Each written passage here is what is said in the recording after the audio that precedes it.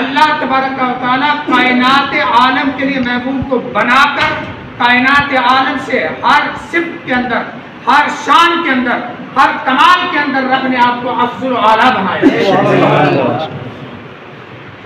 کوئی مخلوق رب کے محبوب کی برابری نہیں کر سکتی۔ اور آیت گرامی جو تلاوت کرنے کا شرف حاصل کیا، ان اولیاء الا المتقون، بے شک اللہ کے ولی متقی ہی ہوتے ہیں۔ سبحان اللہ۔ متقی کون ہوتا ہے؟ جو اللہ تبارک و تعالیٰ کی فرما برداری کرتا ہے، جو ہر لمحہ نیکیاں کرتا ہے، نیکیوں کی طلب رکھتا ہے، نیکیوں کا عاشق ہوتا ہے، برائیوں کا نفرت کرنے والا ہوتا ہے، اس کو متقی پرہیزگار کہتے ہیں۔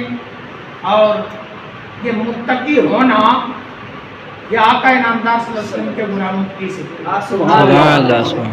کس کی صفت ہے یہ؟ سرکار کے غلاموں کی صفت۔ بات سمجھے ہو؟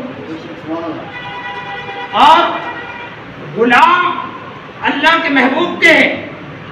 تھوڑا توجہ فرمائی ذرا، رب کے محبوب کے مقام کو تو ہم سمجھ سکتے ہی نہیں ہیں، رب نے براء البراء بنایا ہے۔ تھوڑی توجہ فرمائی ذرا، لیکن اگر ہم کوشش کریں تو رب کے محبوب صلی اللہ علیہ وسلم کی احادیث کے ذریعے رب کی عطا سے نبی کے غلاموں کا مقام سمجھ سکتے ہیں۔ سبحان اللہ۔ تو جب ہم رب کے نبی کے غلاموں کا مقام سمجھیں گے پھر یہ پتہ چلتا ہے نا کیا اگر غلام کا اتنا بڑا مقام ہے تو آقا کی شان کا عالم کیا ہوگا۔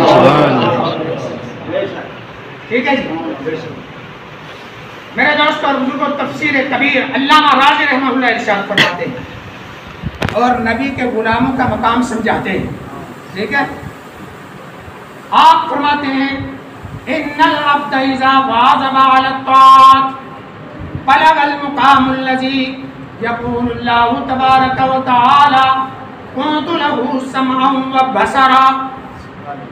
فرماتے ہیں کہ جب اللہ کا بندہ، نبی کا غلام، نبی کا ماننے والا، نبی پاک صلی اللہ علیہ وسلم کا سچا غلام جب نیکیوں پر مداومت اختیار کر لیتا ہے، ہمیشگی اختیار کر لیتا ہے، تو اس مقام پہ پہنچ جاتا ہے۔ رب اعلان فرماتا ہے کہ میں اس بندے کے کان بھی بن گیا ہوں، میں اس بندے کی نظر بن گیا ہوں، میں اس بندے کے کان بن گیا ہوں، میں اس بندے کی آنکھیں بن گیا ہوں۔ سبحان اللہ۔ یہ مقام انبیاء نہیں ہے، یہ نبی کے غلاموں کا مقام ہے کہ نبی کا غلام جب نیکیوں پر ہمیشگی اختیار کرتا ہے مقام یہ ملتا ہے۔ رب فرماتا ہے کہ میرے محبوب کی غلامی میں یہ بندہ کتنا آگے بڑھ چکا ہے، میرا اتنا محبوب ہو گیا ہے کہ میں اب اس کے کان بن چکا ہوں، میں اس کی آنکھیں بن چکا ہوں۔ سبحان اللہ۔ اب اگلا جملہ بڑا پیارا آپ ارشاد فرماتے ہیں، فرماتے ہیں کہ اذا صار نور جلال اللہ تبارک و تعالی سمع له سمع القریب والبعید۔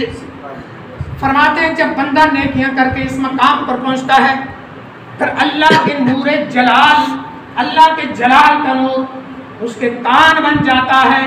جب اس کے کان بنتا ہے تو بندے کی یہ شان بن جاتی ہے، وہ قریب والوں کی بھی سنتا ہے، دور والوں کی بھی سنتا ہے۔ بات سمجھ میں آ رہی ہے؟ فرمایا بس اذا صار ذلك النور بصر له رأى القریب والبعید۔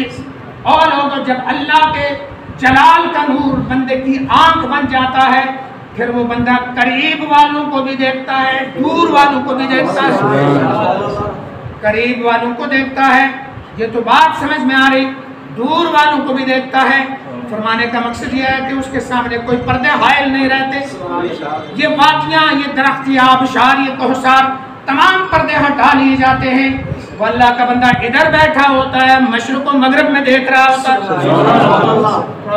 سبحان اللہ۔ یہ بندہ کون ہے؟ غور سے سن لو، یہ بندہ کون ہے؟ رب کے محبوب صلی اللہ علیہ وسلم کا غلام ہے، اور غلامی میں اتنا آگے نکل گیا ہے کہ شان رب نے یہ عطا فرمائی ہے، کھڑا ادھر ہے، مشرق و مغرب کو دیکھ رہا ہے۔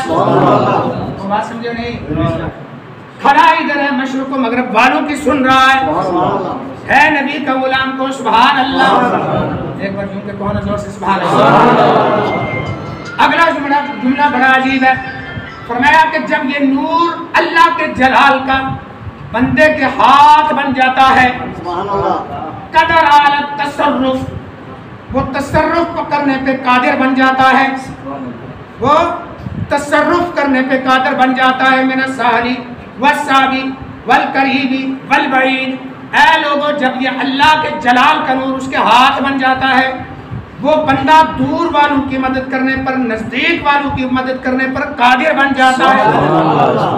دور والوں کی بھی مدد کرتا ہے، نزدیک والوں کی بھی مدد کرتا ہے. کون؟ آقا علیہ السلام کا غلام کو سبحان اللہ. اب عالم تصور میں پوچھئے یہ مقام کیوں ملا؟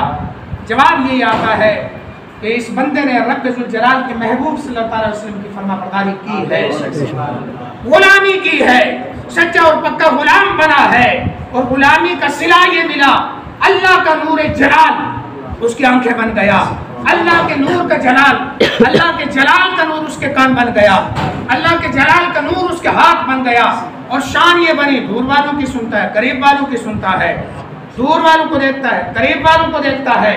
اور شان یہ بنی قریب والوں کی بھی مدد کرتا ہے، دور والوں کی بھی مدد کرتا ہے. اب مقام سمجھ میں آیا کہ غلام کا اتنا بڑا مقام ہے تو آقا کا مقام کس طرح؟ بات سمجھ میں آئی نہیں؟ اللہ اکبر کبیرہ. بس اللہ کے ولی کو دیکھو، اللہ کے ولی کے جمال کا مشاہدہ کرو، اللہ کے ولی کے کمال کا مشاہدہ کرو.